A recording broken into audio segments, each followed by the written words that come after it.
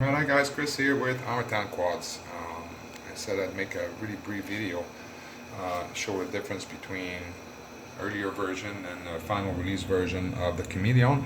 This is going to be quite short because the changes are not many. Basically, if we look at V1 here, this is my own prototype that I tested.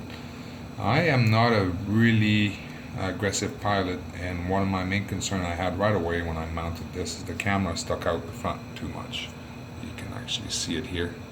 It's not really protected, and it sort of defeats the idea of having all this aluminium at the front there, very strong front end, while the camera sticks out. Now of course, once you tilt it up, you manage to get it right in there where it is fully protected. Actually need to lift the cam plate, this plate a bit here, and then it's fully protected, but the angle is insane. It's way too much for my flying, and it's way too much for a lot of flyers who are even a lot better than me, because you literally need to be all the way up to nearly 50 degrees to get a fully protected cam with this lens. Now this is V2 here. I got a 2.8 on there, whereas I got a 2.5 on this, but I did measure it from the housing of the camera to the front of the lens. It's about 11 mil, and with this cam 2.8 lens, if I put the lens cap on, I'm about the same, just a little bit more in fact, from the casing to the front of the lens cap. So now at this point I have 0 degrees on this on the camera, and you can see that it's a little bit exposed. What I'm going to do, and just stay at this angle here, and I'll show you. I'm going to start tilting the cam up a bit, and then now I just moved up about 20 degrees there, and you can see it's pretty much fully protected, just about. If I go about 25 degrees, there you go. Now I'm fully protected. Let me show you in this angle here. You can see the camera is like in there, and then from there all the way up to about nearly 50 degrees, all the way to the top here, about 50 degrees, right, is what you get, which is, actually this is more like 60 degrees there. It's closer to 60 degrees. And of course, if you raise the plate here, the HD cam plate, to get more angle on your camera, on your HD cam, and you can actually go up to like something ridiculous like 80 degrees. Not sure many guys would use this. It could be used to pull some video stunts, I guess, things like that. So that's that. This is one of the main changes that we did on this. Like I said, to keep the camera protected. The next thing we changed is on V1 we've got countersunk bolts here. The only problem with this is that this is 1.3 millimeter hex drive, requiring using this tool here. And that's another thing that I disliked on my prototype, is that these little guys trip very easy. It's really not ideal. It's also quite slow. You're trying to get onto these boats. If you have to remove your top plate in a hurry, it's not going to happen with this tool.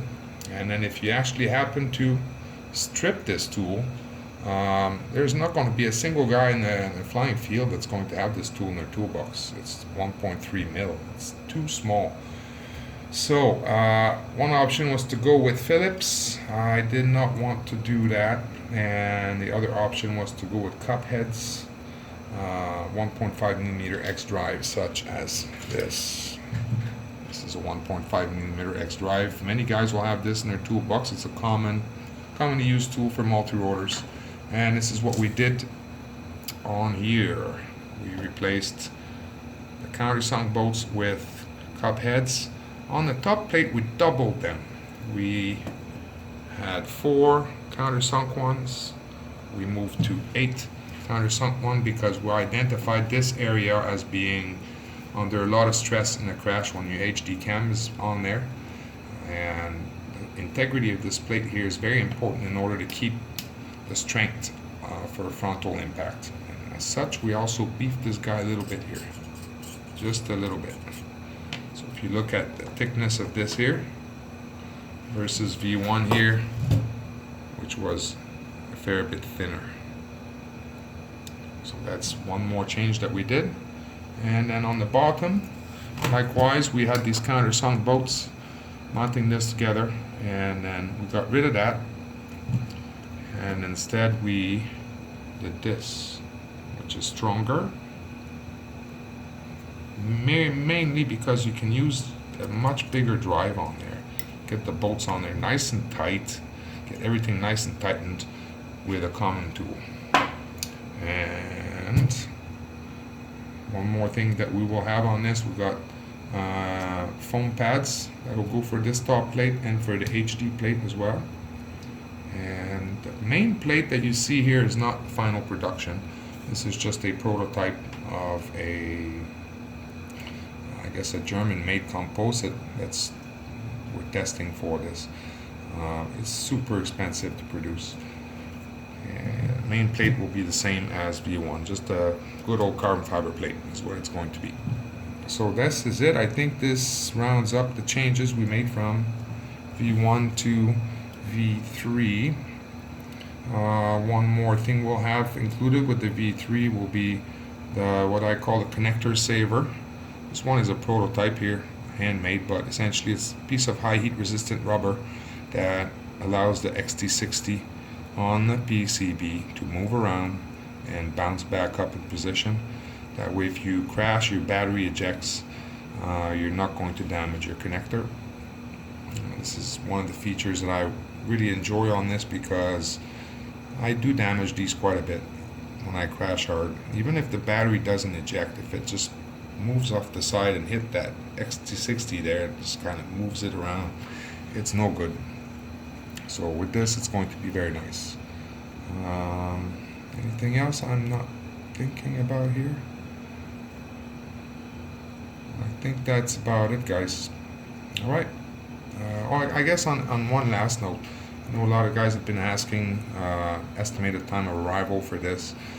We still don't have one, but all I can say, it will be soon. I don't like to give an ETA because it's sort of putting our words in the hands of, in this case, aluminum manufacturer. And so once we know for sure that everything is in line, we'll be able to give a closer ETA, but we're shooting for very, very soon from now. So stay tuned, guys, and a big thank you for your patience. All right, cheers.